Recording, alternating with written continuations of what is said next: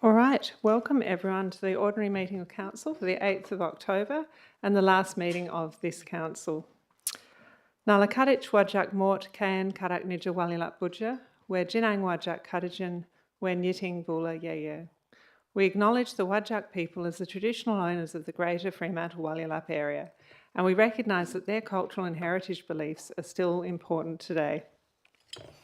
The meeting's being recorded and streamed live online. While all care is taken to maintain privacy, visitors in the public gallery and members of the public submitting a question may be captured in the recording. I'd like to take a moment to acknowledge and warmly welcome Professor Tuti Purnaweni. Professor Purnaweni is currently visiting Fremantle to conduct research on our waste management practices here in Western Australia. Her study, titled Waste Management in Fremantle, Western Australia, a lesson learned for Semarang City, will include site visits to various waste management facilities across the area. It's an excellent opportunity for knowledge exchange, and I hear that already we've had some great conversations, and we're glad that our waste management practices can serve as a case study to be applied in Semarang City. There's a strong connection between Western Australia and Indonesia, and whilst Fremantle does not currently have an official sister city in Indonesia, we value our friendship agreements with both Surabaya and Padang, which were established in 1996. These agreements function much like sister city relationships and have facilitated meaningful exchanges of delegations between our cities over the years. In fact, it's particularly fitting that we acknowledge Professor Purnawani's visit tonight, as our agenda also includes an item relating to recent sister city visits, demonstrating how important these international relationships are in the city of Fremantle. So Tuti, we welcome you to Fremantle and we wish you every success with your research, and we hope this strengthens cooperation and waste management practices between our two countries. Thank you. All right. Attendance apologies and leaves of absence. Unfortunately, we have a late apology from Councillor Kamada. A bit of a medical situation. He is all right, but won't be able to join us tonight. I assume we don't have any applications for leave of absence, given that it's the end of this council. Disclosures of interest by members. Councillor Lang. Me there. In item 3, it's a proximate interest. It's my house. Pretty clear cut then. Thank you. Responses to previous public questions taken on notice. The agenda does contain some responses to questions that were taken on notice at the last meeting of Council on the 24th of September. So that's going to take us through to public question time. Now, what we're going to do tonight, because we've got two retiring elected members tonight, so as is customary, we will have some testimonials for those elected members. We're going to suspend those to later on in the evening. So I'll go through the items on the agenda and elected member communication about anything that's, not acknowledging our colleagues, and then we'll come back to that later on in the evening. So if you're here, to listen to that part of the evening, we will get to it, but we'll deal with our business items first. So we've got a couple of planning items, so I'll take the questions in relation to the planning items before each of those items, in case we've got questions for architects and the like.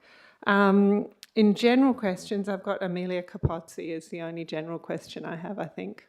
So Amelia, did you want to come up to the microphone?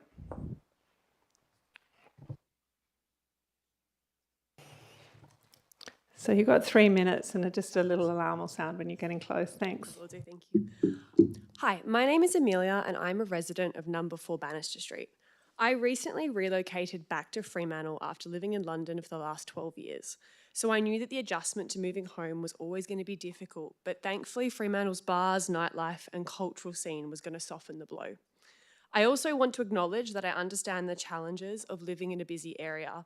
I spent 5 years living adjacent to Waterloo train station and became accustomed to the noise of trains and bars, and all 12 years within Zone 1. However, nothing could prepare me for the noise I have recently experienced at number 4 Bannister Street. I fully support live music, the arts and local venues. This is not a complaint against them, but rather a call for balance. As in other well-developed cities and cultural hubs, there needs to be a careful balance between encouraging inner city living, supporting local businesses, and maintaining the vibrancy of our town, while also ensuring the well-being of residents who in turn support those businesses. Unfortunately, the current situation does not reflect this balance. The noise from the nearby air conditioning units have been extreme, like having a fighter jet take off from your bedroom, and this has had a severe impact on the mental health and well-being of its residents, including myself, due to a lack of sleep and ongoing disturbances. And to note, these air conditioning units run from 5 p.m. to 1 a.m. 6 days a week, and they will only increase as the weather warms up. Number 4 Bannister Street predates these units, and in my opinion, their approval by this council and installation demonstrates a complete disregard for residents' welfare. I urge the council to take meaningful actions against this and make changes to find a way to strike a genuine balance so that local venues can operate successfully, but residents can also live in the space they inhabit. As it stands, the noise is making this apartment effectively uninhabitable. And on that note, I'm just going to play a video of the sound.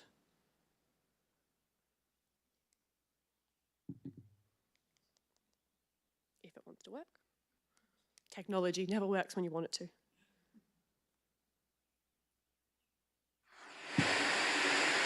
From my bedroom, just so everyone knows. Yeah. Perfect. Thank you very much.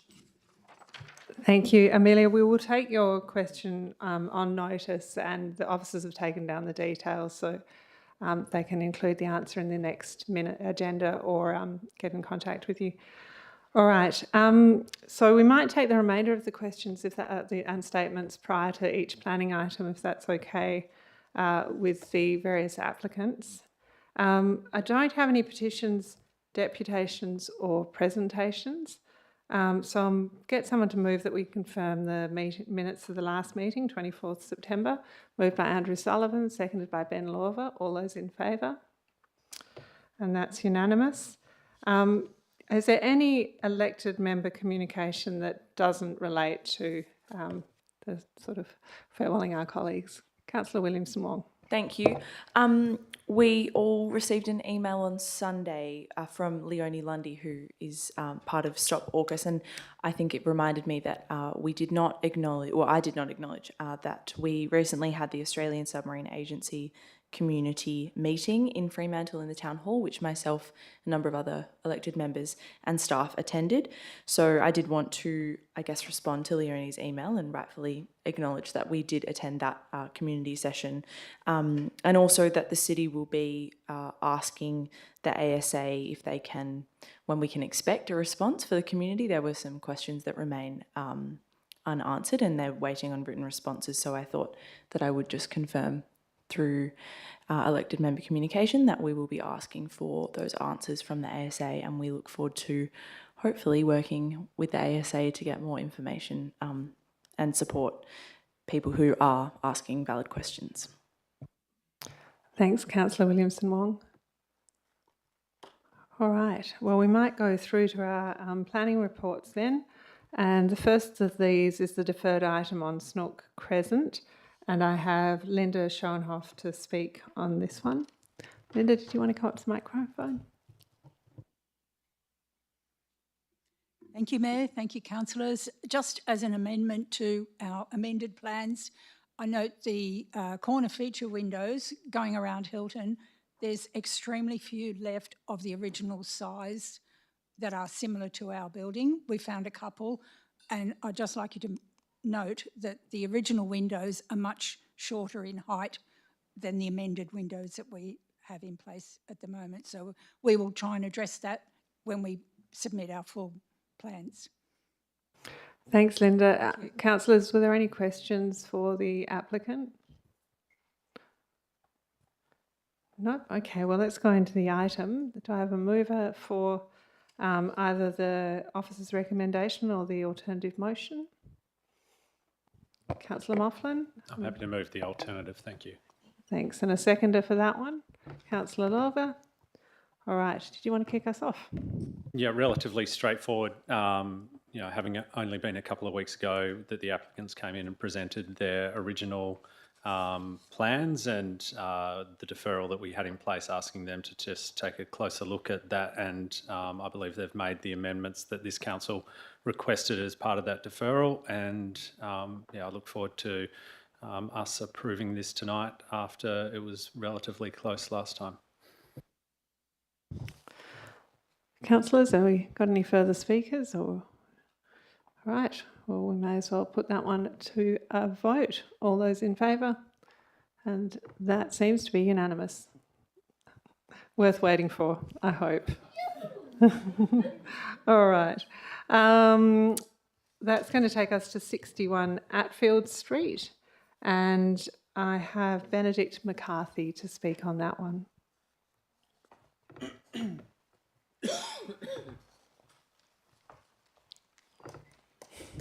Good evening, councillors, elected members. Thank you for your time. I'll be brief. I'm the applicant for the application for the proposed upper floor additions to the single dwelling. We have made substantial changes from the initial plans by reducing the upper floor by 18 square metres, removed the balcony, increased side setbacks and removed all overlooking. We have reduced the upper floor as small as possible. This is due to a sewer main running through the middle of the property, preventing us to extend any further into the backyard, and also the policy requiring upper floors to be set back a certain amount from the front boundary. So we're in a very small pocket to put the upper floor, where we have now managed to reduce overshadowing on the adjoining southern neighbour substantially, which has been addressed in the report. So we've done everything that we can to appease the neighbours and make their life as good as possible in their small home, noting that their lot is only 6 metres wide. It is obviously very, very difficult for us to provide fully compliant overshadowing. The other note we'd also like to make is that their ground floor is 1.2 metres above the ground floor of our dwelling. And that's purely just from the way that it was built all those years ago. So that should be taken into account when assessing the overshadowing, in that the ground floor is much higher than basically being at ground level, which we provided the overshadowing diagram based upon. So that is it. Hopefully it should be pretty straightforward, as we've done all we can to make the best for this situation. Thank you. Councillors, did we have any questions for the applicant? Councillor Sullivan? Thank you. Acknowledging that, as you said, you have made significant changes from the original upper floor proposal, in particular the master bedroom, which I guess was an L shape originally heading west, is now brought back into the a classic rectangle. So noting that, and noting that when that design was the one that you had in mind, it logically sat immediately above the room that was below it. Now that it's a rectangle, there is an area on the north side where you are set back from the ground floor. And I wondered why you didn't take the opportunity to shift the upper floor to the north, so that the non-alignment with the ground floor was all on the south side, if that makes sense. Simply because obviously the fundamental issue of concern is, I guess, bulk and overshadowing of the property to the south, not so much with what the impact is on the property to the north. So can you explain why you didn't take that opportunity, or did it just not kind of like come in mind because you just maintain the stair and the like in the same location? Look, that was a part of it, with the stair location. Obviously, maintaining the existing dwelling beneath it provided certain constraints that we had to work within. We had looked at moving it further to the north, but that was going to create a setback variation from the northern boundary. That adjoining neighbour had also previously raised concerns regarding overlooking and visual bulk as well. So we opted to, in the second change of plans, we increased the setbacks from both the northern and the southern boundary to be fully compliant. And that was the best way that we could see making it fit without moving the problem from one neighbour to another. So that was the intent behind that move. Thank you. All right, councillors, did we have someone who wanted to move this one? You're right. Yep, Councillor Lorber, seconded by Councillor Williamson-Wong. Did you want to open? Councillor Williamson-Wong? Did anyone want to say anything? Councillor Sullivan. Look, I will. having asked that question, obviously I had raised it with the staff as well. It does strike me that the main concern, remnant concern, is essentially overshadowing, and to a degree the impact of the bulk on a skinny building next door on the south side. It does worry me that not everything that could have been done has been done. I do acknowledge that the applicant has made significant changes to shorten the length of the additions went out to the west, and that is obviously going to be much appreciated by anyone living to the south. But for the sake of a side setback on the north side, I would have thought a better outcome would be to shift it across that 0.75 or a metre over to the north. Perhaps if I could, if I had an understanding about how everyone else thought about that, I would consider moving a deferral. So I can either test that out or wait till I hear my colleagues. So I think, given standing orders, I think I will just attempt to move a deferral and see what everyone else thinks. So it'd be a procedural. It's procedural, so you can do it at any time. At any stage. Well, So I'm looking you might- around the room, but no one else seemed to be wanting to speak about this application. So I'm happy to speak about the application. I think a couple of others might as well. Look, I did drive past and have a look. I can see the constraints on this site. I'm pretty comfortable with the applicant's plans. I can see, the challenges they're working with. So I'd be happy to support it tonight. Councillor Van Dawson. Thank you, Madam Chair. Yes, I also drove past the site and did read. We had some emails from the neighbours who have considered their concerns, and it's really tough in Fremantle with the buildings being so close together, and when you have such a small house next door, a narrow one, it would be very hard to build a compliant building. And I think what's actually been proposed is not overdevelopment. And I do appreciate you've really tried to keep everyone happy, but I imagine that's almost impossible with this site. So I do appreciate and understand that process, and the fact you've made a lot of changes trying to minimise the impacts where possible. And I am also very sympathetic to the neighbour as well when you see potentially that the impacts of that overshadowing and blocking access to natural sunlight. And I of course, with any overshadowing, it is just calculated at on one day of the year, so it's actually not every day. So I hope that, I trust that the neighbour will hopefully have some access to solar on other days. It's just not that middle of winter day. But all things considered, I'm comfortable to support this application. Thank you. Thank you. Councillors? I guess Councillor Sullivan would probably like to know if there are others who share his concerns.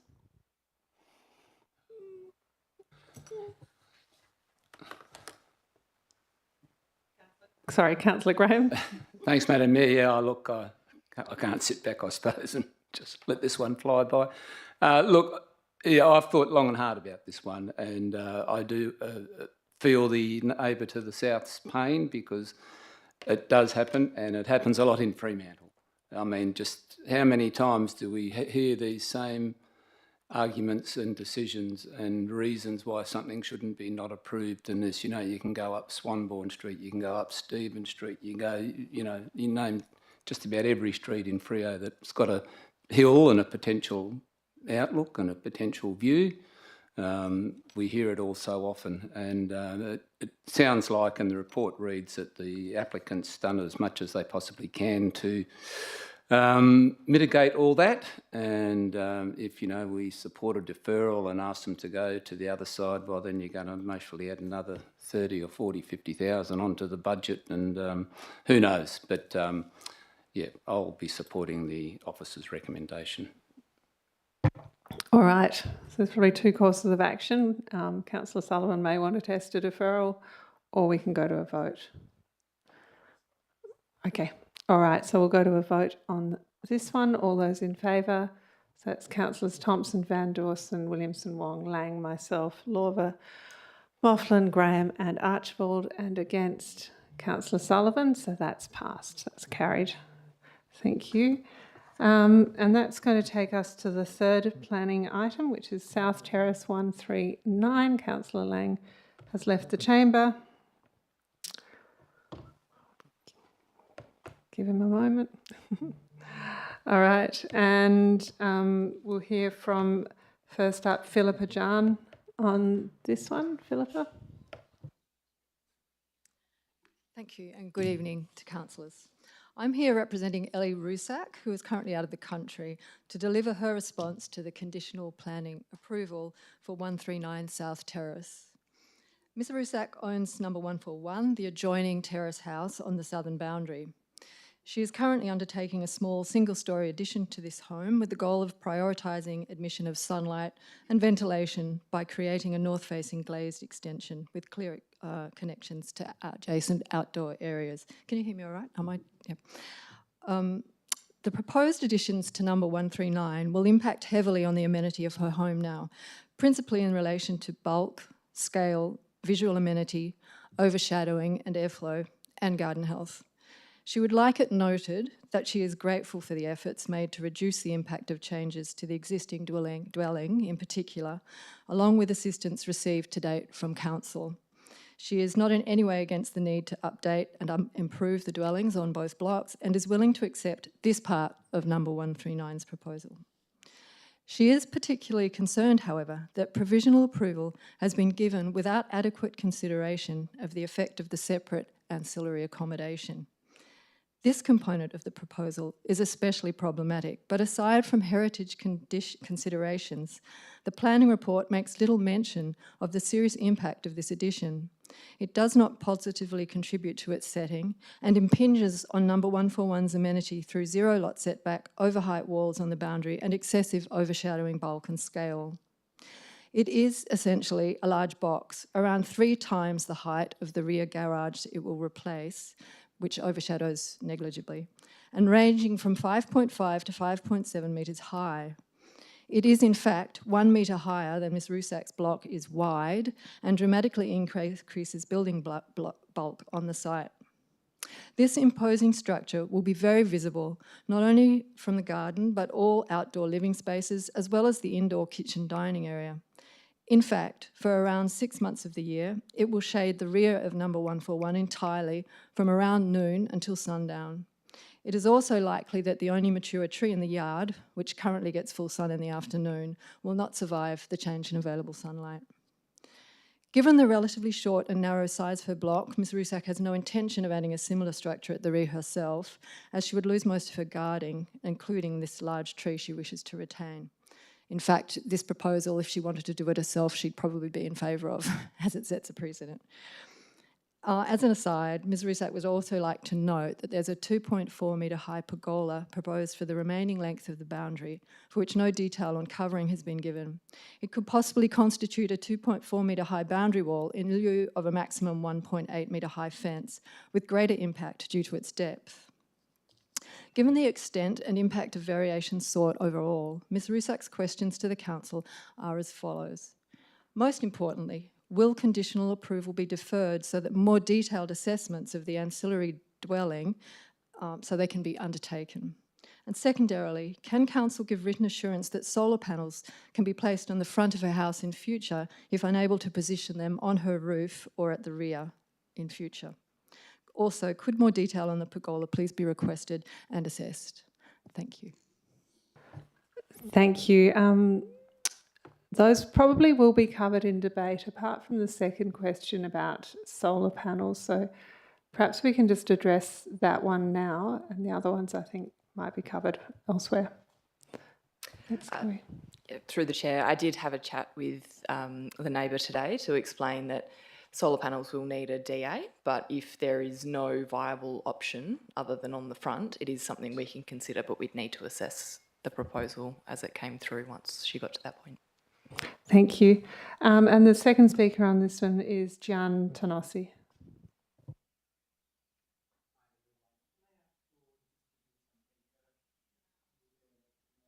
we'll just get that collected from you.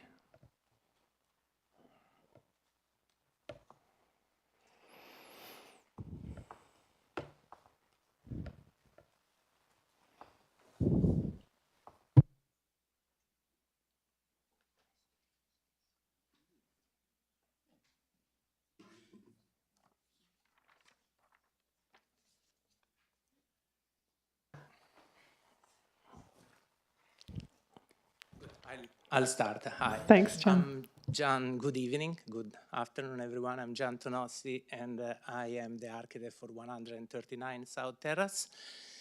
I am sure that you have all reviewed the documentation that have been provided, and I will just take this couple of minutes to note that what is the current proposal is the result of an extensive consultation with all the adjacent neighbors to the property, in particularly obviously the neighbor of 141 to the south. I am aware that there is a deferral ready, as was mentioned before, especially referring and regarding the ancillary dwelling at the back of the property. I just want to note again that many options were proposed and tested for that as well, including in particular revision F that have been, I believe, have been shared with you before. There is actually a compliant option for the ancillary dwelling with a 3.5 meter high boundary wall and a 1.5 meter setback for the second story. The diagrams that I've just passed to you now highlight in particular the fact that the top diagram indicates the current situation, where you can see that we are achieving at the moment 62% of overshadowing of the narrow adjacent lot to the south of 141. The central diagram that is really the result of these many testing options, and in particular it refers to a compliant option for the ancillary dwelling with a 3.5 meter high boundary wall. That is actually the option number F that I mentioned before.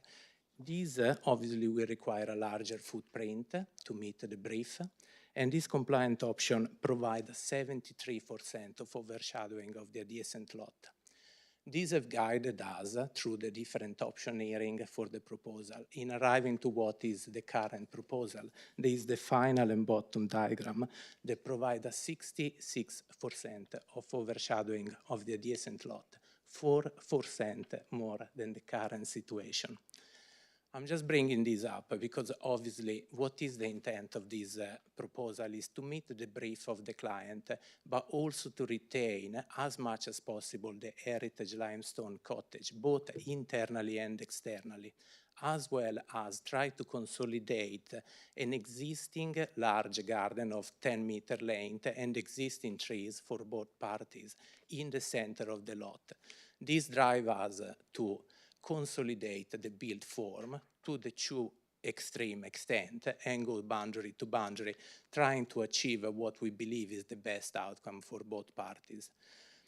So, in conclusion, I really believe that this is the best outcome for both parties, both for the client as well as number 141. And as architect and part of the design review panel of Fremantle, I also believe and I trust in what is the recommendation of the planning department for approval. Thank you. Thank you. Councillors, did you have any questions? Councillor Lorva? Oh, yes, pardon me. John, we might get you back up again. Just a quick question.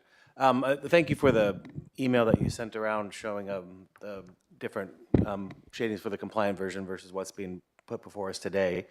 But in there, you mentioned that there was extensive engagement with the adjacent neighbors and that there were many different options kind of put forward, and the neighbor had not responded well to any of them. I'm just kind of curious, do you, off the top of your head, recall how many different versions you had put forward and kind of moved things around? I don't remember exactly, but I think the main proof is that the compliant one that was also rejected by the neighbor of 141, the compliant ancillary dwelling, was revision F.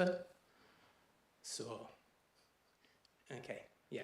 So we have been working on this for the last 9 months. and few different options have been also discussed with the planning department. That's a reason why I really trust their advice, because they have been engaging with us in several meetings and multiple emails as well on the argument. And I think probably they're the one that have a better fully understanding. Obviously, the site is very complex, so I understand the multiple options need to be designed, and I'm really very design focused, and I'm really want to look for the best outcome, both in architecture and for Fremantle. The lots are really narrow, both of them, and they are extending east to west. One other important item to note that I don't believe is secondary is that we really value the green space and the garden as much as the neighbor of 141. For that reason, the current proposal have a footprint that is is inferior than the current existing one. Okay, thank you. Any other question for me? Councillor Sullivan, did you have a question?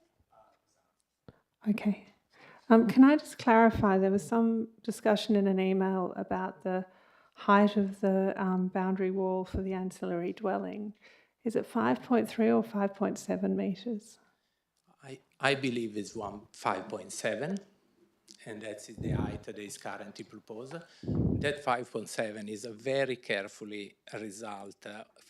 result of calculation of the minimum height that we could have for each space. So have been in the last submission, there is a revision H or G, I can't remember anymore, sorry.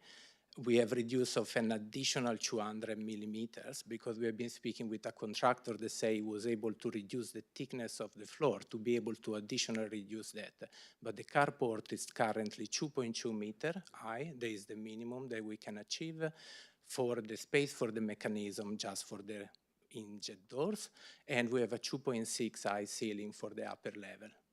Obviously, in order to try to reduce the bulk, also the pitching roof have been carefully shaped to pitch away from the central garden, trying to provide the maximum opportunity for sun during the different times of the day and the year. And 12 shadow diagrams for the different time of the year in 3D modeling have been provided to the client. I take this opportunity also to note the details of the pergola. There is actually not a pergola, it's just a tubular structure that of metal. There is something that we often see in Fremantle, and is part of the narrative and heritage of Fremantle as well, is the pergola and the structure that is provided in the garden, and we have provided detail as well as imagery. Okay, thank you. All right, councillors, anything further, or should we go to the discussion?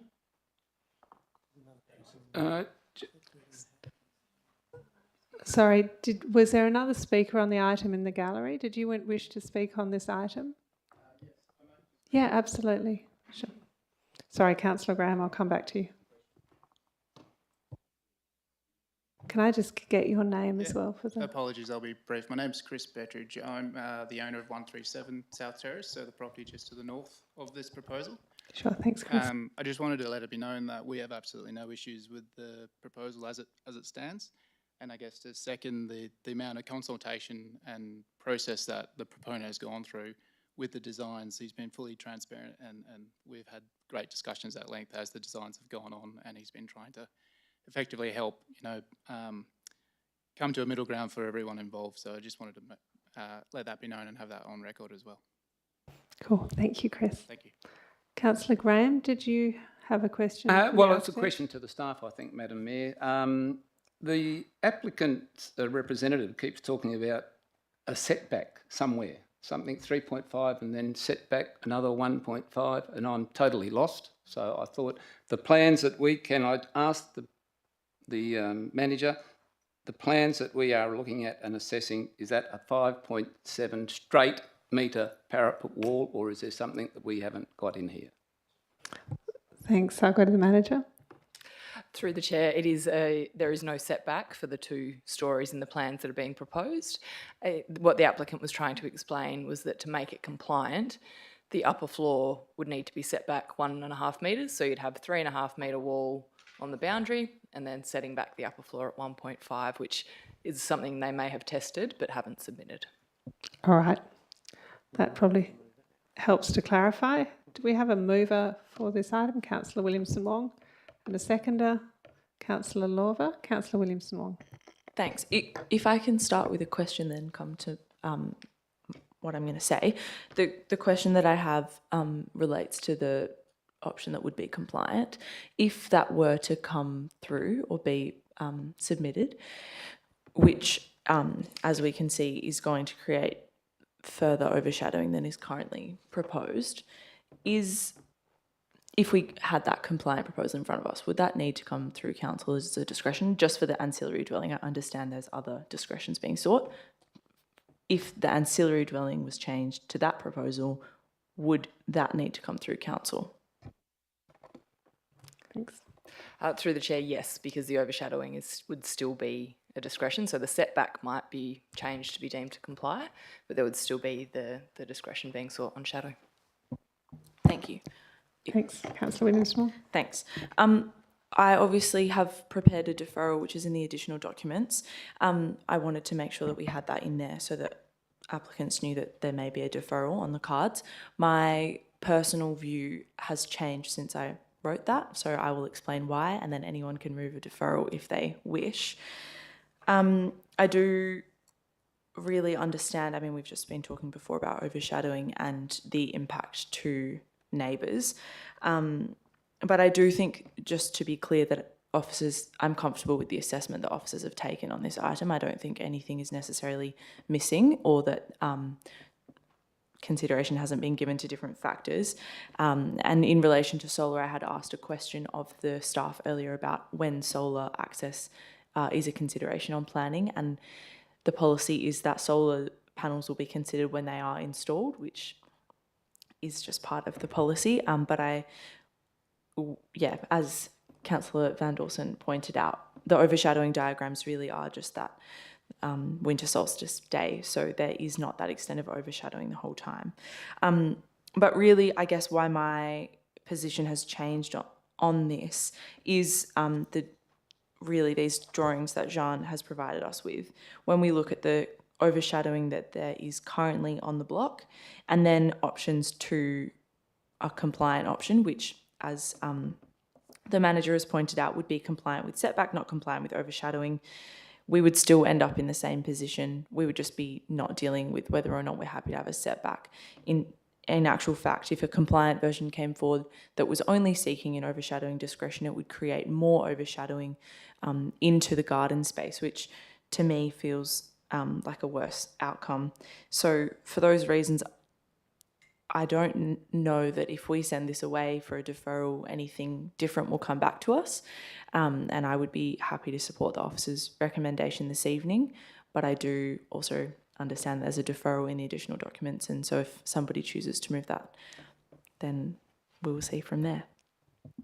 Thanks, Councillor Williamson-Wong. Councillor Lorver? I guess I'm comfortable also with the officer's recommendation on this one. I agree with the comments made by Councillor Williamson-Wong about the overshadowing potentially taking up more of the garden. But also, the only thing I'll add is the additional height on the auxiliary dwelling. It's casts a longer shadow, but it's just over like an alleyway and on the back of another building. So that longer shadow really, I don't think impedes on very much at all. So I'll be supportive of the officer's recommendation on this one. So I just want to, raise the concern that I had about the overshadowing, and I do appreciate that it's shown as going over an alleyway. You need to also look at the dot and circle diagram that is the significant tree in the backyard there. And I guess one of the concerns that I had that I'm a little bit unresolved about is the overshadowing of that tree. So that tree is going to be in significantly more shadow than it is at the moment. And, I'm not an arborist, but I know that we work pretty hard to protect trees on private property. And I'm not sure about this particular species and whether it's really happy in the shade. I guess that is probably one of the concerns that the applicants raised, and I just raise it here because I agree it's overshadowing an alleyway, but it is putting a tree in a lot more shade than it's been used to for a long period of time. Councillor Sullivan, perhaps you've got more that you can enlighten us on. Yeah, thank you, Mayor. I guess, this is a challenging one. There are two main elements to it, as I see it. The overshadowing, which I guess is been well covered in the report, and we've got heaps of information on it. But the other element is whether or not it's acceptable to have a parapet wall on the southern boundary that's 2 stories high instead of 1 story high. And as of right, if you like, would be a 3.5 metre high wall. And I don't think anyone would have complained about that. When you almost double it and go to nearly 6 metres, 5.7, then obviously it's quite significant, particularly when it's on the southern boundary, on the northern boundary of the property next door. But that's what, that massive wall in a small cottage is, I guess, equally of concern from a planning perspective. Now, the staff have assessed that as being able to, I guess, get through the performance criteria of the ARCODES, but that is something that should be considered as part of this application. One of the things I also note, and it's also been noted by others, is that irrespective of the height of the wall, even a 3.5 metre shadow would probably shadow most of the background level on the adjoining property, because at 5.7 it pretty well goes over that adjoining property and covers the entire right of way as well. So, but in looking at shadows, when we've got a non-compliant situation, we are then required, if you like, to go back and look at the amenity issues. And amenity issues are more than just whether it meets the percentage or not. And so the amenity issues really start going into, okay, well, that's the shadow on the shortest day of the year, but what is the impact of the building for all of the other important days of the year? Because they're equally important, really, to someone's life. And certainly in my head, a reduced wall height along that boundary would make a significant difference in terms of, one, its massing, its bulk on the adjoining property, but two, in terms of not so much the shadow it casts at 12 noon on the shortest day of the year, but the shadow it casts on other times of that day and other times throughout the year, because that probably would be an improvement. But the flip side, and this is the hard bit, and this is the bit that we're all struggling with, I guess. The flip side is a compliant version of that upper level studio is going to be longer in the east-west direction, and therefore, instead of being about 6 metres long, it's going to be 7.5 metres long or whatever. And that then brings the shadow that it casts much closer to the new additions that the neighbour to the south is building, and equally covers the whole back garden, even when it's set 1.5 metres back. And of course, increases the overall percentage of overshadowing that the officers would be, alerting us to and the like. And the most important part of it, and we have to take, I guess, at face value this, because we've only heard it from one side, is that proposal was actually a previous proposal and was put forward and also not supported by the neighbour to the south. So I'm left in a situation where I'm trying to work out what is the correct way to act and perform my role as the planning decision maker, the court of planning, if you like. And that is does it meet that minimum threshold, or is it, does it have to be the perfect solution, or does it meet the minimum threshold? And I think the officers are telling us that it does meet the minimum threshold. Personally, if I was the neighbour to the south, I would have supported wholeheartedly the other version, because I believe it is significantly less intrusive on the neighbour's overall amenity, rather than the amenity as defined in the ARCODES on the 12th of noon at 23rd of June.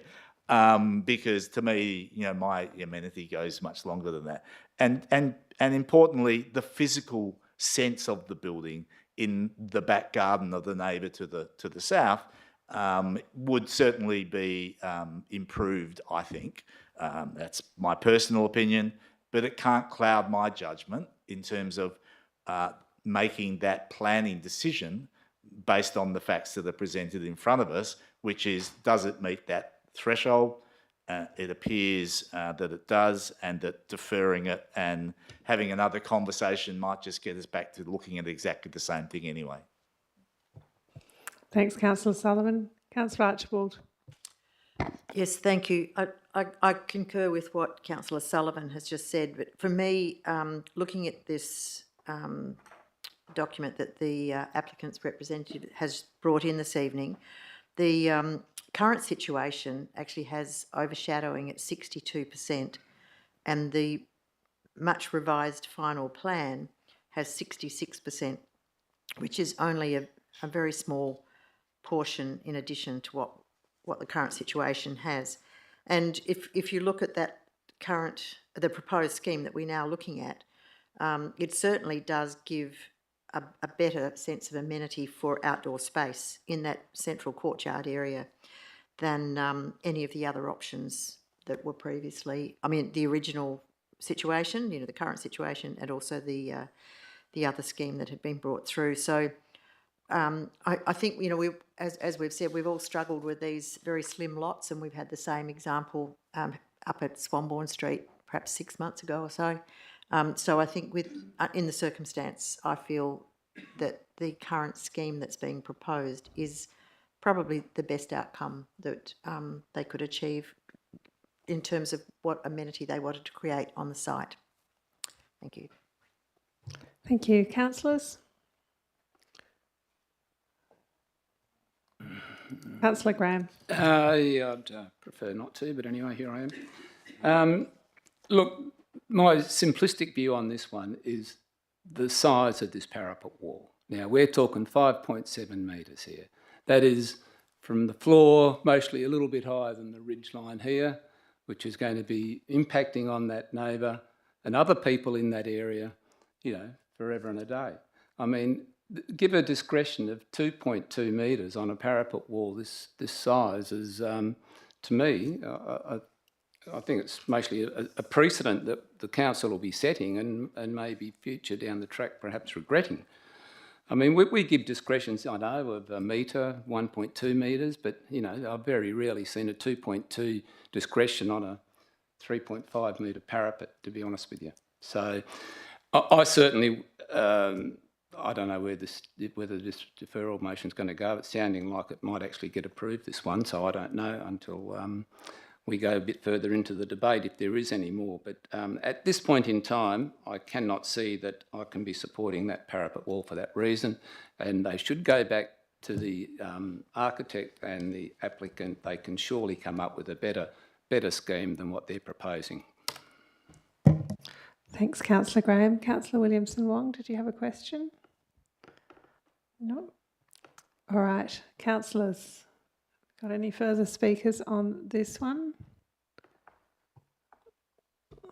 Councillor Van Dawson. Thank you, Madam Mayor. And I found this one really tough as well, and agree with the comments said by everyone before me, and even Jeff, as it is something I've struggled with that high parapet wall, but in particular Councillor Sullivan and Councillor Archibald. But all things considered, I think, and whilst Councillor Graham raised a very valid point in terms of precedent, and we always want to be careful setting those, I think, of course, every application does have to be considered on its merits and its context.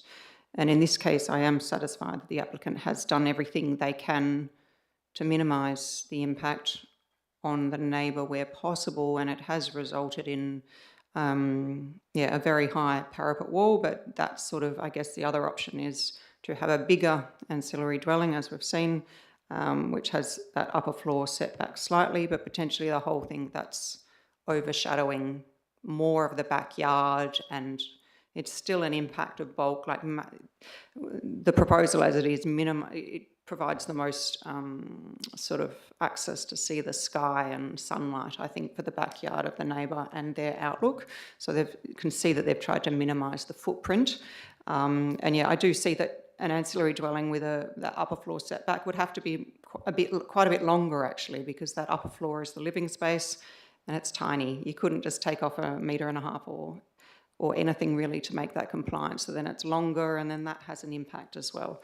And yeah, as said by others, this has come up again in Fremantle. It's very tough with these narrow lots and managing the impacts, and for designers and applicants to put forward compliant developments for everything, and particularly overshadowing. So with this one, yeah, it wasn't easy. I was even reluctant to speak, but I will be supporting the officer's recommendation on this one. Thank you. Thanks, Councillor Van Dawson. All right, Councillor Williamson Wong, did you wish to close? Yeah. I guess just to kind of point out what Councillor Van Dawson is saying, the 5.5 metre parapet wall that we are looking at now is going to be a big imposition in a garden. But I do also think that what we are seeing with the other scheme, when it is set back and compliant, in which point we wouldn't be here having a discussion about the height of the wall, will create a significant bulk and imposition into the sky, and as Councillor Van Dawson pointed out, would be longer. And so I guess I just wanted to be clear that even if it came back with the different compliance scheme, we would still have the bulk. Yeah, and as I said at the beginning, I think that this is the best outcome, and I hope that, hope it all goes well. Thanks. All right, so it looks like we might put this one to a vote. All those in favour, and that is everyone other than Councillor Graham, as far as I can tell, and against Councillor Graham. So that is carried. If someone would like to get Councillor Lang back into the room, there used to be a buzzer, but doesn't seem to be anymore, whether that actually ever worked. We might keep moving while we do that. So the Planning Information Report, can I grab a mover for that one? Councillor Moughlin, seconded by Councillor Sullivan. Any discussion on the Planning Information Report? Nope. All right, let's put that one to a vote. All those in favour? And that's unanimous. The conclusion of various working groups, that report. I'll see if we've got a mover for that one. Councillor Archibald, and a seconder, Councillor Sullivan. Did any, particularly the chairs of the working groups, want to say anything in the conclusion of those? Councillor Williamson-Wong?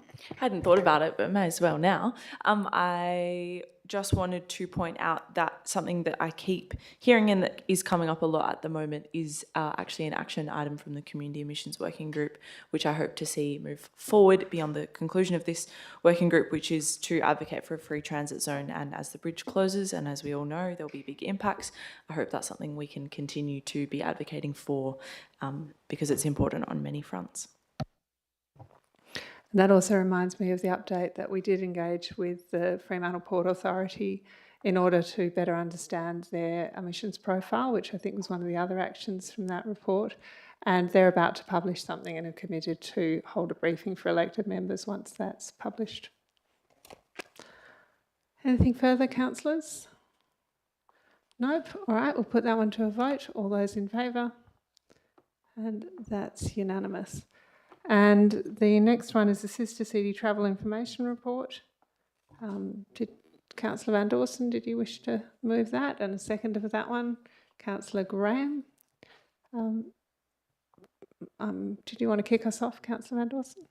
Not much to say. I think it's all in there, and we have discussed it. Previous council came back from their sister cities visit, so I think we have sort of talked to everything at the previous meeting. But yeah, I just want to thank the officers for finalising this report to us, and note the recommendations and the actions as an outcome of our sister cities visit. And just again reiterate the value of this, the relationships we have with these cities, and very real, and I think something that I certainly support and would like to strengthen and grow over time. And I think the recommendations and actions provide ways that we can do that. So trust to have everyone's support on this. Thank you. To receive it. Thanks, Councillor Van Dawson. I'd like to also just say a few words to acknowledge Councillor Van Dawson, whose job included putting together quite a huge report, primarily on planes, trains and automobiles, and also to councillors, particularly Councillors Thompson and Archibald, who had both been on Sister City visits a number of times and had some really good advice for us about the logistics of these visits. They are complicated and difficult, and we were really appreciative of the input that you both gave to that, and Councillor Graham as well in the International Relations Working Group. Also to the staff, and in particular Maddie, who did a phenomenal job pulling together a very ambitious program of visiting 4 cities in less than 3 weeks, which was challenging at best and much appreciated. And, you know, I'm sure Councillor Van Dawson also is continuing to get messages, particularly from our sister city in Capodolando, who celebrated their centenario, their 100 years this year, and have just had a huge celebration for that. And they're still sharing that with us, sort of, I guess, including us in their party, which I think is a really nice thing. So to those of you in the future who have the opportunity to do these kind of trips, I think it does continue to provide the value of cultural connection in an increasingly divided world. So put that one to a vote if there's no one further. All those in favour? And that's unanimous. And that's going to bring us back to elected member communication. So I don't really necessarily have a plan for how this is going to work, but clearly we have 2 elected members who are retiring. Whether we start with length of, age before beauty, what's the saying? I don't know whether we want to go one at a time, but maybe Councillor Lang might want to kick us off, or we might want to kick off on Councillor Lang and then move to Councillor Thompson. What do you think, folks? You don't have to say anything, Councillor Lang, but it is your last opportunity to do so.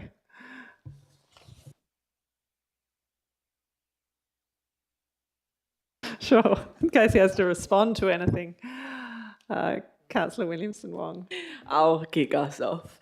I think when I've been reflecting on the fact that 2 councillors will be leaving, and it's been 2 years since I came onto council, I think a lot about, I've been thinking about what made me want to run for council, and I think it is people like you who have shown that being on council means that you can make a really effective and practical difference in your community and be an active community member, and also achieve outcomes on projects that are really important and long-lasting, as you have done with many environmental issues, which is obviously something I also care about.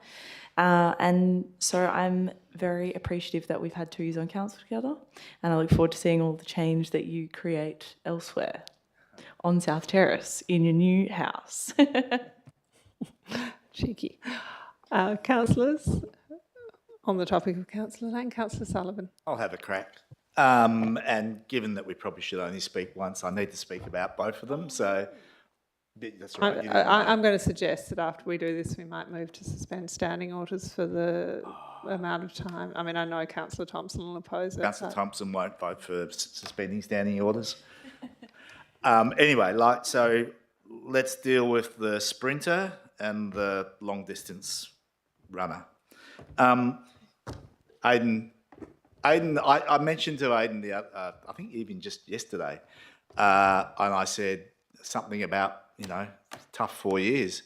He reminded me that it's 8 years that he's been on council, and it's probably 10 years that I've known him, because I recall very excitedly when I first met Aidan, he was coming to me to ask what would he need to do to plant a few trees down at Hollis Park, the place that I knew as the Fremantle tip site, because I'd planted a few trees down there previously. And when I say a few, it might have been 100 or 200 or something like that.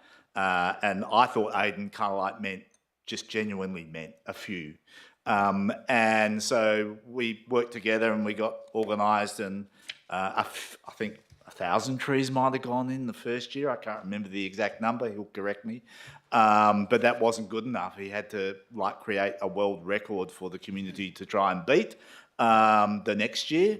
And the great thing about it is, with the help of the city staff and community and a lot of passion, it was probably one of the most successful bushland regeneration projects that has happened in Fremantle. I can't think of one that's bigger and had such a significant impact through community, but also through Aidan basically hassling the staff to make sure that all of the preparatory work was done in advance. So it was an incredibly successful planting. And he brought, that's probably what got him involved in local government issues. And then, of course, all of a sudden, he's a councillor with that same, we just need to get this done passion. And that's what he's brought to this community for the last 8 years. And we've seen that with particular issues, whether they be the cat issue, but also the work that he's thrown into the regional groups in terms of the environmental. I can't remember the name of the committee because they keep changing it, but you know the one I mean. But certainly working with our council partners in the region on environmental issues and the like. So he was not. How can I say it? His approach to getting things done isn't necessarily the sort of approach that works well in local government. I called him the sprinter because he absolutely has always wanted to go at that gate really hard, and that doesn't always sit well in local government, and it takes some of us, the rest of us perhaps, a long time to catch up, but he's kept persevering on all the issues that were close to his heart. He's worked really well with community. We saw that with the tree issues, bringing the community together to support the issues that he was passionate about and to support the community on the issues they were passionate about.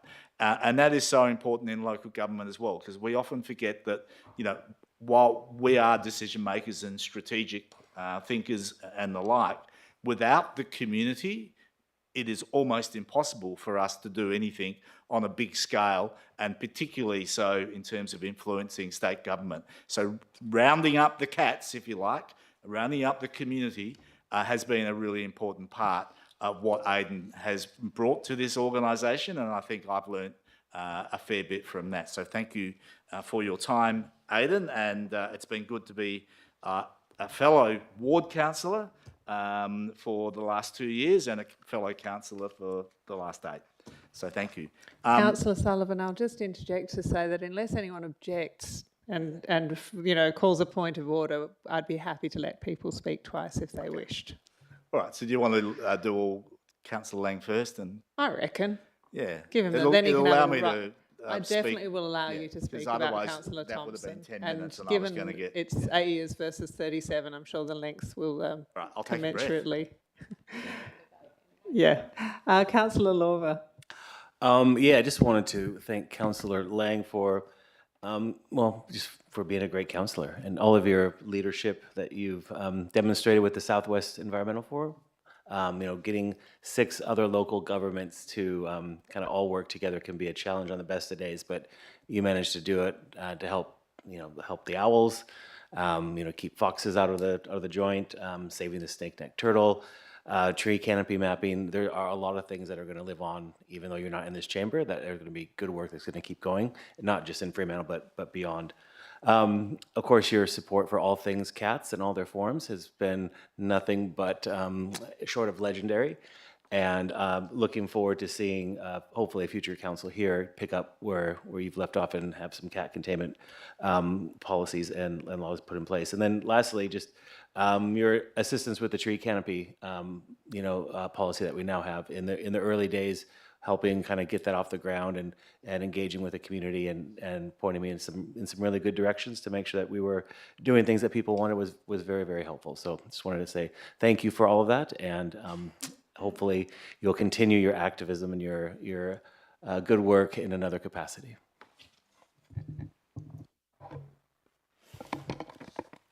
All right, Councillor Moughlin.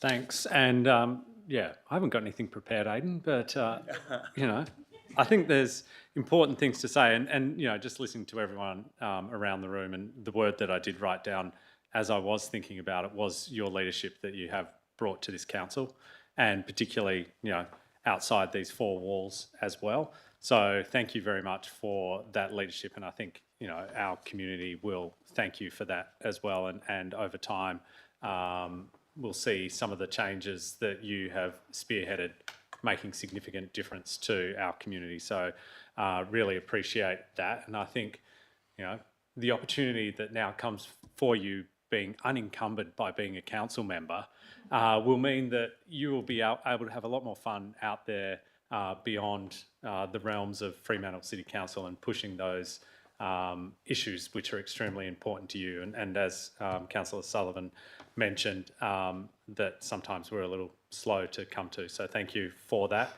Of course, you know, no one's mentioned your significant love for the colour purple and the desire to, you know, see Fremantle Football Club achieve the ultimate outcome. And I'm hoping for your sake that that we will be able to do that within your lifetime. But obviously it hasn't been able to be done while sitting on this council.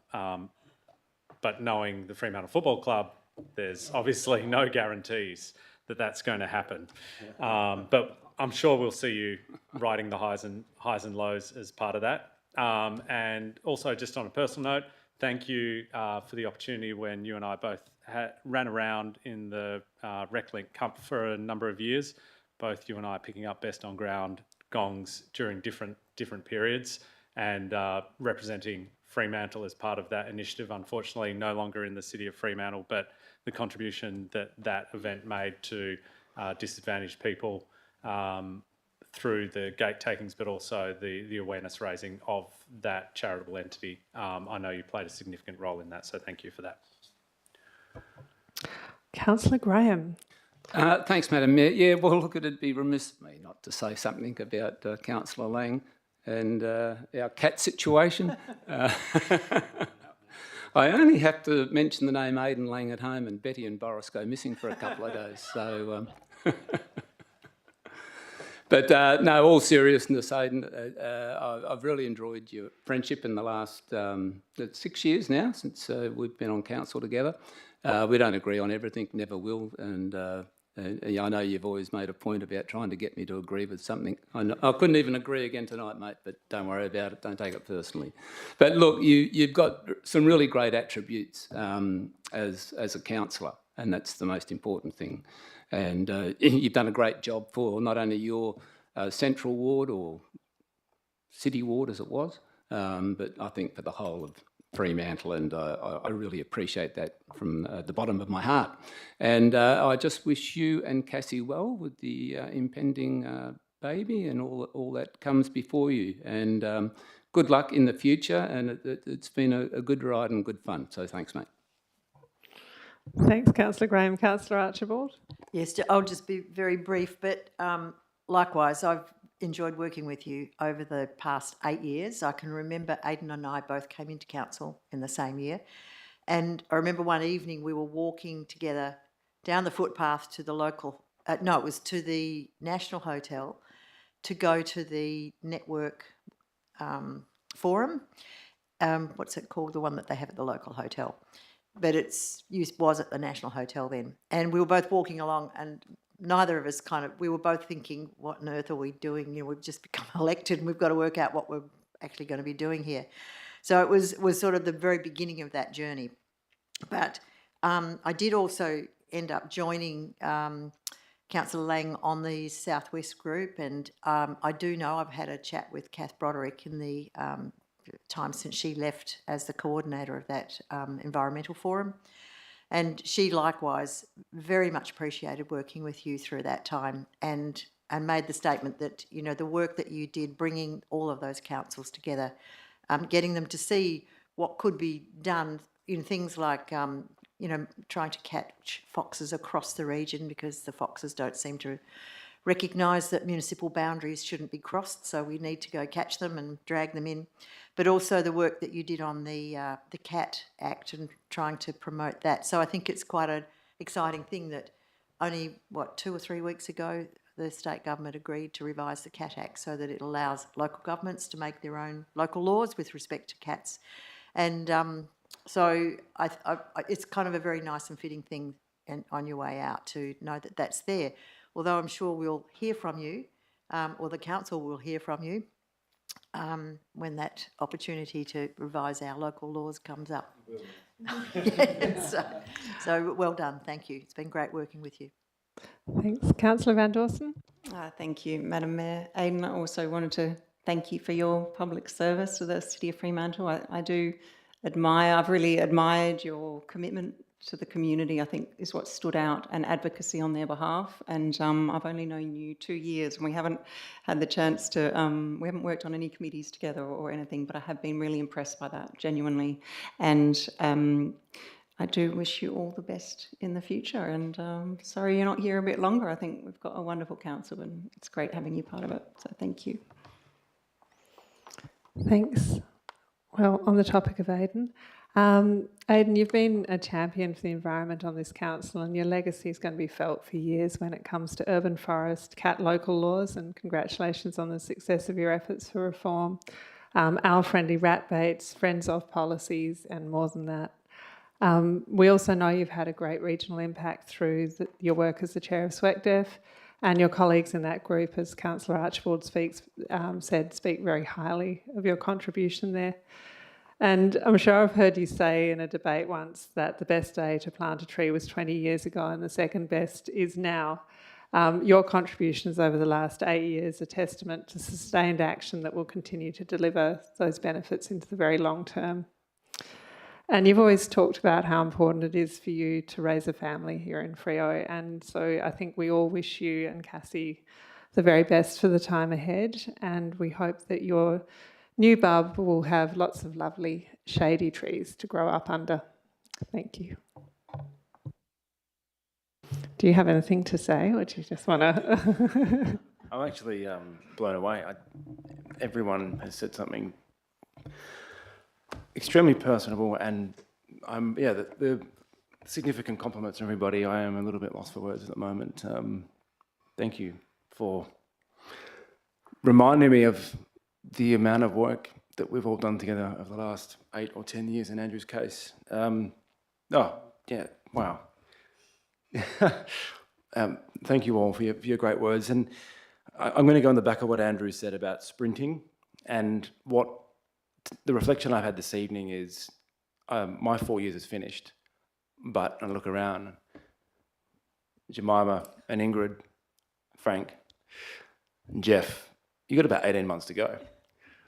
That's what I thought to myself on my last term. It is 2 years, but in reality it's 18 months because an election kicks in, and that time's going to go past so quickly. I wanted to remind you to keep the momentum.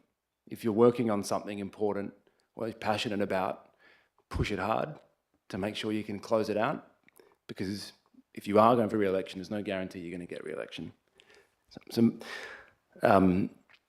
Don't leave any stone unturned trying to do anything you want to achieve. And I just will clarify, because everyone has spoken about the cat thing, and it links to a good example for everybody.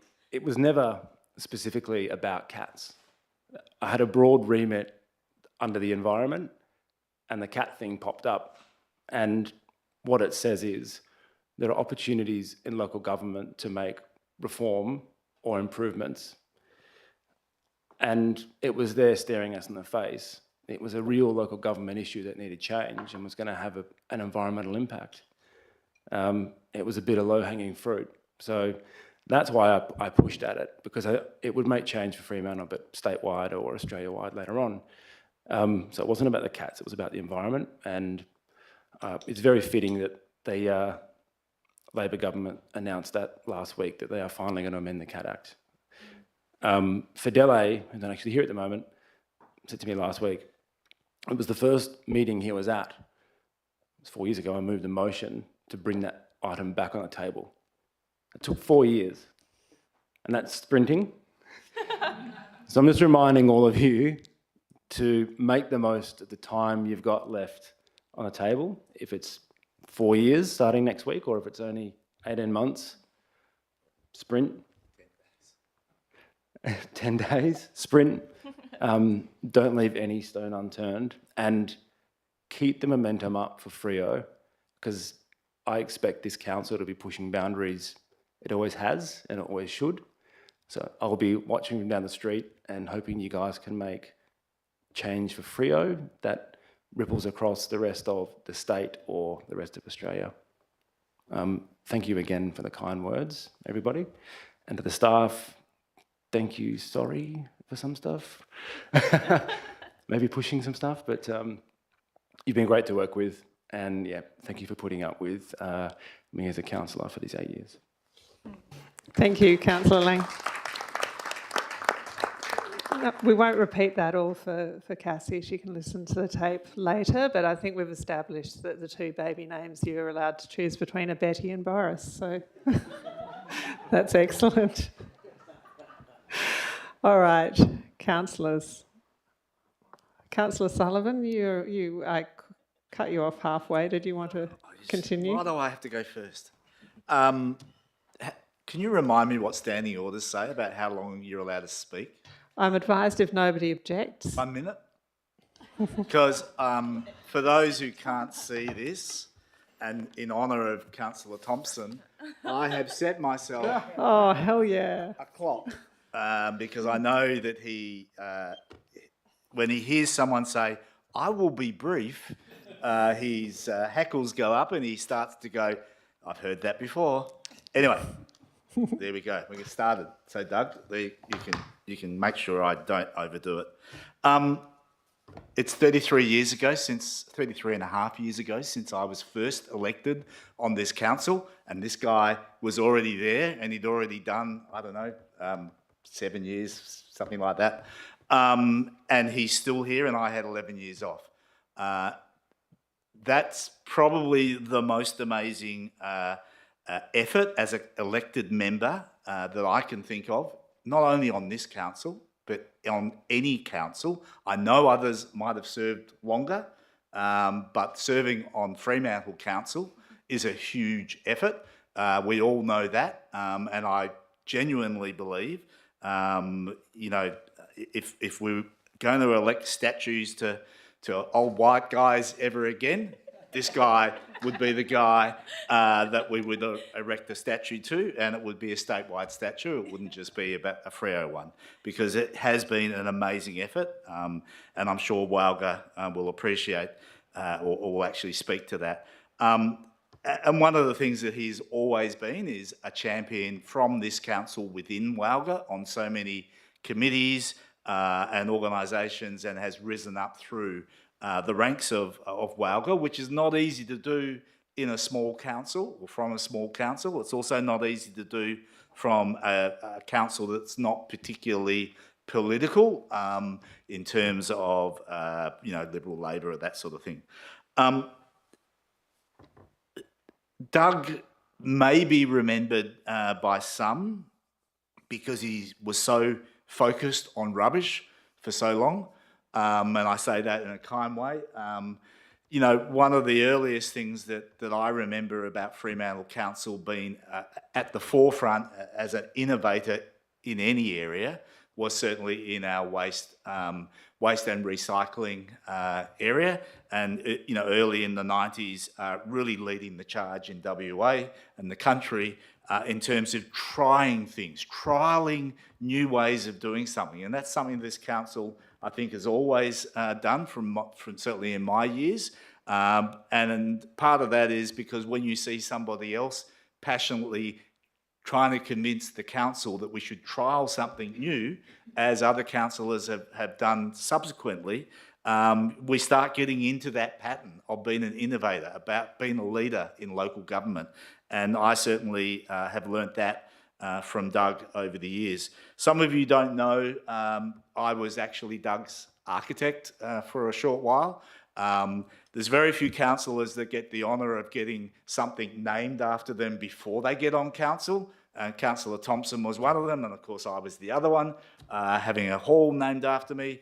But Councillor Thompson's mustard catering building in North Freo was pretty much a kind of a rundown industrial space when he bought it, and has been transformed over the years into the sort of accommodation that, you know, I think so many people in Fremantle would love, which is an extended family compound that has changed as the needs of family have changed and has developed over time, and is quirky and is all of the things that I just love about Freo. And it was a real pleasure working not only with Doug, but with all of your family in helping to bring some of that together. And I, you know, a bit like my house, it's still an ongoing project, which of course is also a very Fremantle thing. Doug obviously also, certainly in the early days, was a champion of the sport and recreation area as well. We've luckily got probably more councillors who have equally been interested in that area, but certainly in the early days, and of course, you know, would often arrive at the council meeting having literally, you know, just been out for a run, or certainly very sportily attired for a council meeting. And I actually made the joke tonight that when I saw him in his sandals, that he's probably the one councillor that might have worn shorts to a council meeting more than any other person as well. So, but you know, he lived the things that he wanted to bring to council. So he's always been very active, incredibly fit, and of course, I think a ballroom dancing champion with Suzette, and it would be amiss for me not to call out Suzette, because that's a very long time to have been the partner of a councillor and having to support all of that over the years, and acknowledge the rest of the family, or some of the family that are here tonight, the generations.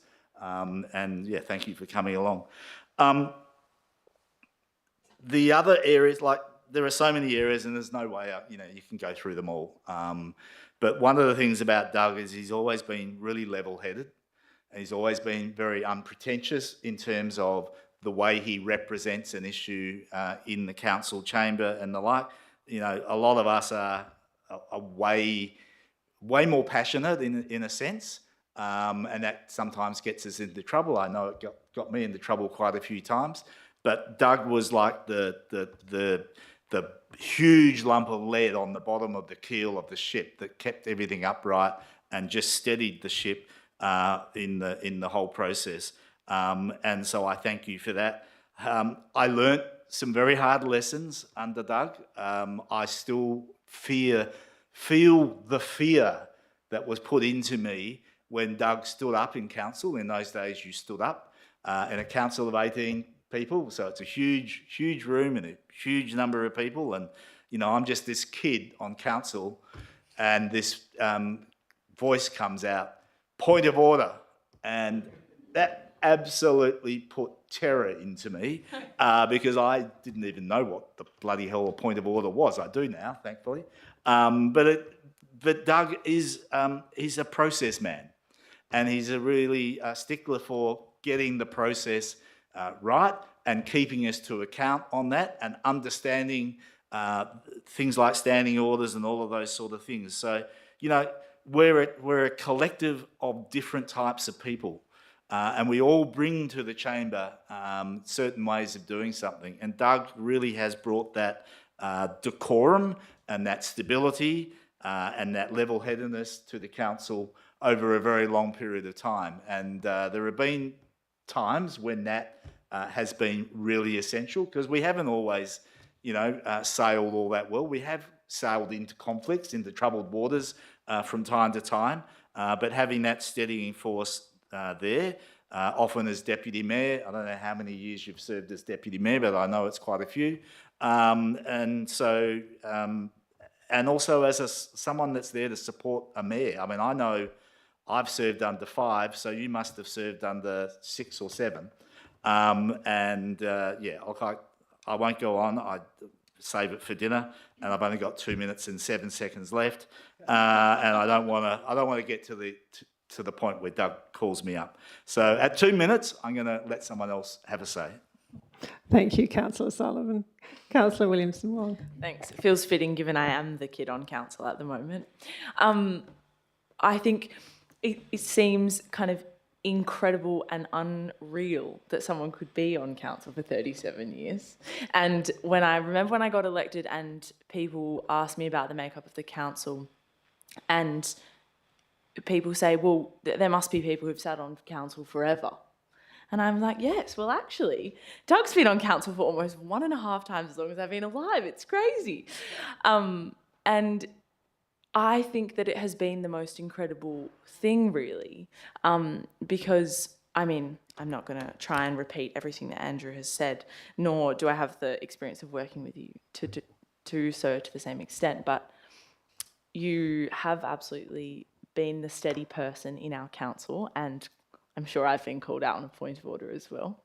The way that you can so, I guess, clearly see when something is going out of our remit, or believe that we're getting sidetracked by an issue that is not the main issue, has been really steadying. And I think even in 2 years, I have learnt so much.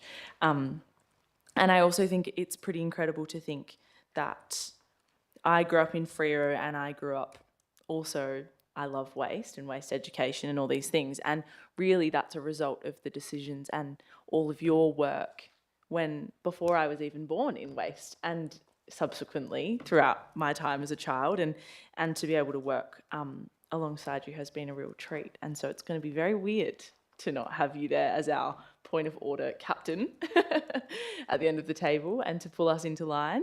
But hopefully we have learnt enough things from you that we'll be able to pull ourselves. I tried to pull a point of order when you were away last week, but it backfired. So I'm still learning. I'm still the kid. So thank you. Councillor Lorber. Yeah, Councillor Thompson, for the community to return you to this chamber that many times in a row, I guess really speaks volumes to your involvement with your local community, and how well you listen to what people what they need, and then also to deliver for them. Many of the things that you've done we probably just take for granted right now, as the way that they've always been, as Councillor Williamson-Wong kind of pointed out, with waste and other things.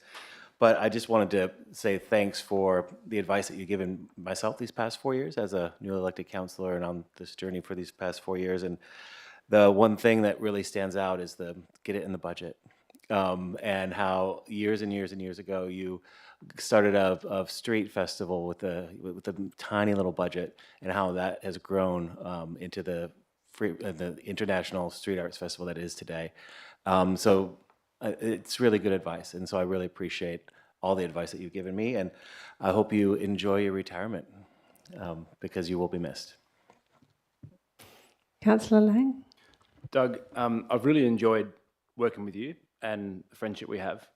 I find it can be I enjoy, after council, for whatever reason, you and I are always the first two in a dining room, and we end up sitting down, but we're just chatting about non-council stuff and the good old days as well.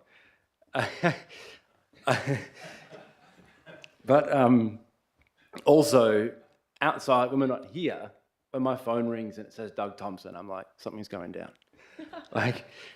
You will ring me when serious issues are going on, and I've enjoyed that. And also, I think everyone else has mentioned, when young Andrew was on council, as he said, I often sit here and I'm thinking, this debate's going a bit sideways, or it's taking a bit long. When's Doug going to press the button and whip this back into shape? And I've really enjoyed, and well, I think that's been great for debate, and I thank you for doing that and keeping us on track. Aside from that, the leadership you've taken in the waste space. And any time I've got any question about what's going on here or broadly, you're the first person I ask about local government waste management. And you've definitely moved the dial on that for the entire state. So thank you for doing that for outside of the chambers, and that will live on. So thank you for doing that, Doug. Councillor Van Dawson. Thank you, Madam Mayor. Doug, well, I don't know where to start. First, just to thank you for all, for your representation and the work you've done for your community in the North Ward. It's really unbelievable and incredibly impressive. Your commitment to community and the time spent on this council and your commitment to public service for our community. And yeah, I'm quite overwhelmed, and it's been a real pleasure working with you this last 2 years, and I'm incredibly grateful.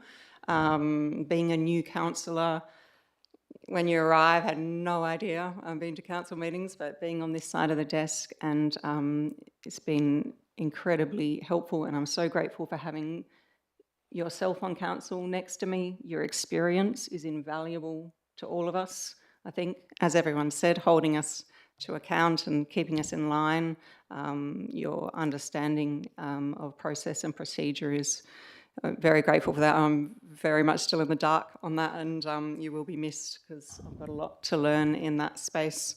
But I also just wanted to say, I also thought that your commitment is to council and your work. I just tirelessly working for all these years, and I do remember younger, when there was all the activity around Leighton Beach and your name as that's, you know, I was very young at the time, but it was Doug Thompson representing us strongly, and you had a lot of support from us all in that work and many other things. And just in my time here, I think that ongoing commitment to council still being involved, particularly the South Metropolitan Zone, seeing you there. You only got to chair, I think, one meeting, and I was so impressed. I was like, oh, wow. I just thought you should chair every meeting, and a lot to learn. And then also involved still on working groups and committees at council. And I think it would be very easy to take a back seat when you've certainly done your time and earned the right to sort of do that, and you're still very actively involved, very engaged with the community, and everyone door knocking. They all knew who Doug was, committed to the door, and really grateful when I joined and he shared information, you know, all the local issues that he kept record of, and people and the local issues, what was happening, and of course all the background information that you had and knowledge you shared on local issues. And yeah, just very much on the bottom of my heart, thank you, and from our community, and you will be missed. And anyway, I look forward to, I'm hoping perhaps you'll take on a consultant role so that I can call you and get some advice, and wishing you all the best for your retirement and more time with your family, which would be nice. Thank you. Thanks, Councillor Van Dawson. Councillor Graham. Thanks, Madam Mayor. Yeah, look, well done, Doug. Doug got elected in '88. I know he's written a long piece, which was terrific, mate, so appreciate having a read of that. But that was also the same year one of my brothers, Ross, got elected. So I do remember it quite vividly, and my brother Alan was already on council. And that was a time when council was a lot different than what it is today. I give you the tip. And, you know, so Doug and my brothers went in, you know, bit like Andrew said, you go in and you think, what the hell have you let yourself in for? But Doug, around that time, I think Doug was one of the first green-leaning type councillors that Fremantle ever had. And that was quite an interesting period of time. On Monday night, I heard a lot about tree canopies at some event I went to. Well, Doug was spruiking tree canopies back in the 80s and 90s. So it's nothing new in Fremantle, but anyway, we'll leave that to one side. But Doug went on to, of course, we had some great times on council when I was around, and the rubbish debate was one of the big ones, which was... No, I think, oh yes, well, Jenny had just left, I think, when the rubbish debate was really hotting up. But boy, was that a great time, and Doug was right in the centre of that. He didn't sort of get what he wanted, I don't think, but it has happened over time, and that's the long-term, what did you call him, Andrew? Not a sprint? Marathon. The marathon, yes. So it was a marathon, but it got there in the end. So well done for that, Doug. But that led him into the waste environment, the resource recovery stuff, where he travelled extensively looking at all these different systems, which eventually led him to get into WELGA.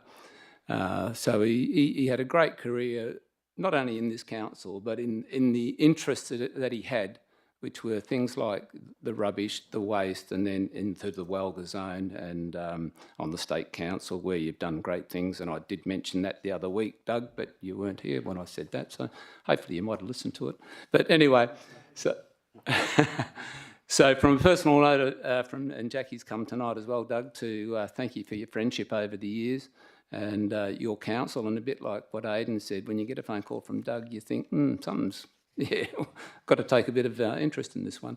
And it was always good to ring you too, Doug, for a little bit of friendly advice as well. So, and Suzette's been great knowing you throughout this period of my life, which has, been a long time now as well. So, yeah, it's been great. So all the best, mate, and good luck for the future. Thanks, Councillor Graham. Councillor Moughlin. Thank you, and thanks, Doug, for your many years of service. And obviously, I can't go over all those experiences that you've had with everyone else, but I was having the conversation at home this evening and before coming to the meeting and saying, it's Doug's last meeting, and I was trying to work out how long you'd been on council, and then to talk to you tonight and go, that's 6 times the amount of time that I have been on council, and I cannot comprehend how you've been able to sustain the energy and passion to be able to do that, and that's a huge achievement in itself, but everything that you've been able to do as part of being on council, not just turning up and actually making a contribution to Fremantle and beyond.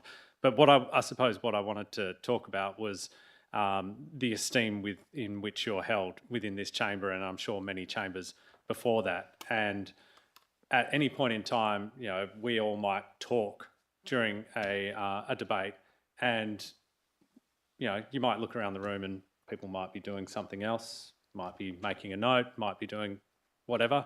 But when Doug Thompson speaks, you can see everyone's looking and listening to what you're speaking about, the clarity that you bring to the thought process that collectively that we have, and or just helping to corral our ideas into something that makes much more sense, is a skill that that a smaller and a future council will sadly lack. And I hope that we are able, those who continue on council are able to think, well, in this situation, what would Doug do? What would Doug think? And I think that would be a really valuable test for us to carry forward. And particularly on that point as well, I know you value the importance of local government and what it's able to achieve, and the importance of that both for its representation of local communities and ensuring voices are heard, but also the change that can be delivered through local government. And your commitment to the West Australian Local Government Association, and to see the standing that you have within that organisation as well. I think for those who haven't had a chance to see Doug at a WALGA meeting and the network that he has beyond the city of Fremantle, it is again something to behold. So thank you, Doug, for all the work that you've done and the contribution that you've made to this city and to Western Australia more broadly. Thank you, Councillor Moughlin. Councillor Archibald.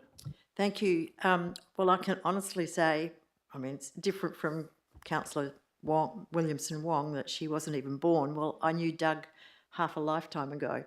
And in fact, Doug came into council in 1988. I came in 1990, so it wasn't too much later. although, like Councillor Sullivan, it took a big chunk out of the middle. But the rubbish debate was very alive in the time we were both dealing with it in the 90s, and it was, if you thought it was hot in the period after I'd left, it was extremely hot in the period I was there. But it was interesting, and I take my hat off, Doug, because you persevered, you took on board the community comments and feedback, and you persisted. And this was at a time when, looking at waste collection, prior to that we had tin rubbish bins that you had to put on the verge, and the truck would come and the man would get out and tip it into the truck. And you started to recycle newspapers, so people put piles on the footpath with a brick on top so they didn't blow down the road. And so it was a really basic, primitive sort of system, but you could see where it was being taken. And then you started looking at the putrescible waste stream and how you could change that and bring community on board with you. So it was an extraordinary journey, and I mean, you and I both shared some pretty interesting moments in the town hall on one occasion and various others. So I do admire your tenacity to persevere through all those years, and I think great credit to you, because what is now in place really came out of that journey that you took all through those years. And the other thing is that when Councillor Thompson started in local government, as did I, you didn't really get paid very much money, and so you kept doing it just because you could, just because you chose to. You know, I just think to do it for 37 years, when a good chunk of that was just because you chose to, is quite an admirable thing to have done for this community. So the only other thing I was going to mention, your points of order, you had the most excellent training person, Dick Cotton, Councillor Dick Cotton, who would sit in the room. He was like the fiercest councillor you could ever have, and he would sit there and you'd think you would be giving this grand speech and you were doing extremely well, and then all of a sudden Dick Cotton would say, point of order. So he was a North Ward councillor. Well, he was a North Fremantle councillor. I think you probably remember him too. Yeah, Yeah. I wasn't on council. No, but you remember him in the community. Yeah, he was quite entertaining. So you had a very good person to train you in the points of order that you carried on through all those years. So I've thoroughly enjoyed working with you, Doug, over those many years. We didn't always agree, but you certainly carried on and came out with fantastic outcomes. And so I congratulate you, and hopefully we'll see you around North Fremantle or wherever. Thank you for being on council all those years. So Doug, where do we begin? Well, we've begun and gone on a while, so I won't go on too long, but Fremantle's longest serving councillor, 37 years. During that time, you've done your best to avoid planning, so I want to apologise for the agenda on tonight's meeting. Was not a fitting farewell for you. Your achievements, particularly in waste, and others have reflected on this, recycling, FOGO, the container deposit scheme, things that we take completely for granted today, are in no small part credit to Doug Thompson, and that's an incredible achievement. In my mind, Thompson Road also will be forever named in your honour, even though I know technically it's not. So I just want to add three leadership attributes that I've really noted about Doug that I think have put him in a league of his own as a colleague. The first of these is vision. Doug has an exceptional memory, but he's also able to take the long view into the future. He's naturally strategic, and he places things in their holistic context, and he thinks big picture. He's also very practical, thankfully, and knows what does and doesn't work in reality. And that's been hugely valuable to us as a council. Secondly, honour, and I sort of struggled with the right word here, because Doug is someone who just intrinsically leans towards what is right. You're principled, you believe in fair play, and you believe in the good old meeting procedures. And I, for one, turn to you when we have different options and I'm trying to understand which way is the best way forward. And finally, fairness. And I put this one last because I knew I was going to get emotional. Doug, you've always been completely straight with me. If I've needed feedback, you've given it to me with care and compassion, and it's been constructive and it's been fair. You talk to people and not about them. If you said you'll do something, you do it. To have you in my corner has meant a lot to me, and I know there'll be so many of your colleagues over the years who could say exactly the same thing. I hope you've invested, Doug, in some excellent walking shoes for wherever your path takes you and Suzette next. And I'm so sorry for future councillors that they won't have your excellent guidance. But on behalf of this council and the community you've served, I'd like to thank you very, very much.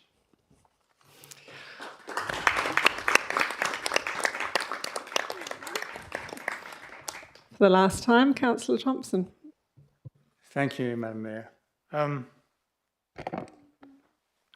I didn't say anything about Aidan initially, and I should, because one of the things that I think that I recognise in Aidan, that I see in myself, is his ability very early on to identify what it was he wanted to do and then get stuck into it. And in some ways, the things that Aidan said, I agree entirely with, and I think that he actually exemplifies what you can do as a councillor when you focus on particular issues and work through them at times.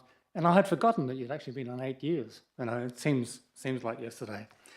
And yeah, thank you, officers, for organising planning issues right at my last meeting. That's, you know, my view on that. It reminded me just a couple of comments. And indeed, look, thank you for all of you councillors for all those comments. I hardly recognise myself in them. But it did remind me of one thing when people were speaking, that John Catalini, who was the first mayor I served with, he always used to say about council, he said that council doesn't always make good decisions. He said, but council always makes the right decision. And I couldn't help thinking about that when we were talking. So this is my last council meeting for, and I've actually tried to work out, I think I've done about 400 odd council meetings in my time, and probably innumerable, I can't remember how many SMRC, MWAC, State Council, the Zone, committee meetings, all those things. It's probably somewhere within 1,500, 2,000 meetings, somewhere in that range. And I've managed to avoid planning, as Andrew said, in all that time. I've worked with 77 councillors, 6 mayors and 7 CEOs. And as much as it hurts me to say, one of the best councillors, most hardworking, diligent councillors that I have ever worked with in my whole time on council is Councillor Sullivan. Even though he's one that goes on at lengths, and I've told him that many times, but you just cannot get away from the hard work that he does. And the friendship and over a long time of Jeff and Jenny, and indeed in later times of you guys, has means something a lot to me. And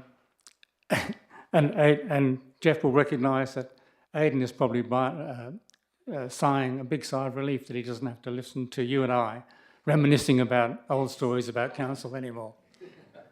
I used to see his eyes glaze over. Look, as any councillor knows, involvement in local government has a direct effect on your family, and I'm immensely grateful to my wife and children for their forbearance over the years. And this is the last meeting they'll ever attend, and I used to say to them, I used to hate inviting family members along, because inevitably when you invited family members along, the meeting would drag on forever and a day. In those days, the family members used to come along to the dinner after the council meeting. So I'm really grateful to them for their forbearance over the years, and when my attention has been elsewhere on council business. And two of my children can't remember a time when I was ever on council, when I was not on council. I'm actually amazed that I have lasted this long, and I'm grateful to the residents who have trusted me enough to vote 8 times. I'm also really grateful to the professional officers I have worked with over the years, too many to think about, but who have been a credit to this organisation and the communities they serve. And it is, 6 mayors and 7 CEOs that I've served with over those years. I will miss working for the community to influence decisions. and indeed, people have reminded me here of a few decisions that I had an influence in that I'd actually forgotten about. And to the intellectual stimulation and camaraderie that council provides. I don't have to tell councillors how many times you go home from a meeting and lie awake at night thinking about the debate or the decision you made or the decision you should have made or the wrong decision that all those other councillors made. But I will certainly, that'll be a relief from doing that, having to rehash council meetings in my mind. And I will be pleased to be able to focus on other aspects of my life. Reflecting on my years as a councillor, there are many issues that we dealt with over the years that caused a lot of debate. Indeed, you know, as Jenny said, the rubbish debate was one, and they perhaps don't seem so important now, but in the wider scheme of things, they were important for our community at the time. And I think essentially those small issues are the essence of local government. I know for most councillors, and indeed I think Fremantle has been particularly good at that, is that most councillors I've worked with have been able to put the small decisions they make within a larger, holistic decision-making process. And I think most councillors that I've worked with have recognised, not all, you know, but most councillors I've worked with have recognised that our local the local decisions we make often have an influence on the broader environmental and social issues that face us. So that's one of the things that Fremantle Council for me has been front and centre with, is that always trying to take, in the decisions that we make, always trying to take into effect their social and environmental impact. And that's probably so important in the current state of the world. I remind myself that it's actions at the local level that can have the most influence on our communities and our lives, and local government, despite its imperfections, is where, as individuals, we can have the most effect. And I think most of us here recognise that, all of us here recognise that.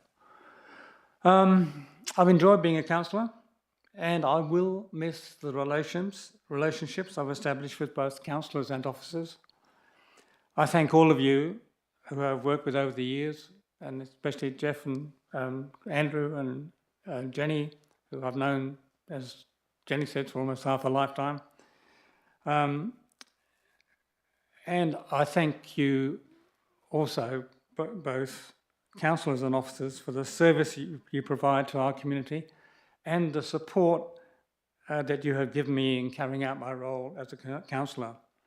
For those of you continuing, best of luck for the future. And for those of you who are either retiring or voluntarily or involuntarily, I wish you all the best for the future. I have enjoyed my time on council. I'm sorry to leave it, but it is it's about time to go. Thanks very much.